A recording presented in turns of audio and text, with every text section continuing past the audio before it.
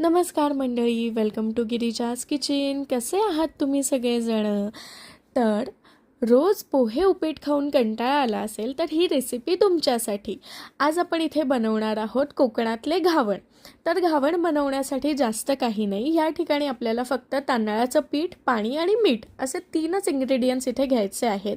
छानपैकी पातळ असं बॅटर लावून घ्यायचं आहे आणि मीडियम फ्लेमवरती तव्यावरती हे घावण असं घालून घ्यायचं आहे.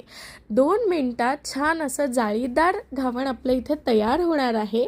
2 मिनटात तुमची मॅगी नक्कीच तयार होणार नाही, पण इथे घावण नक्की तयार होणार आहे. तर इथे तुम्ही बघा, छानपैकी जाळीदार घावण इथे आपण घालून घेतलेलं आहे. चारी बाजूने व्यवस्थित तेल सोडायचं आहे, जेणेकरून घावण आपल्या तव्याला चिकटणार नाही आहे. मोजून 1 ते 1.5 मिनटं वाफेवरती झाकण घालून ठेवायचं आहे आपल्याला. त्यानंतर तुम्ही बघा, ऑटोमॅटिकली तुमचं घावण इतकं छान सुटणार आहे. याच्यामध्ये उडदाचं पीठ वगैरे काही नाही आहे, साधं आपलं भाकरीचं जे तांदळाचं पीठ असतं त्याचंच आम्ही घावण बनवलेलं आहे. तर एके दिवशी जर तुम्हाला घावण, आंबोळीचं पीठ कसं बनवायचं आहे ह्याचा जर व्हिडिओ हवा असेल तर मी नेक्स्ट व्हिडिओ ह्याचं अपलोड करेन. हे बघा, सुंदर असं फ्लफी आपलं इथे घावण रेडी झालेलं आहे. इतकी सुंदर जाळी त्याला आलेली आहे, काही फॅन्सी आयटम नाही आहे.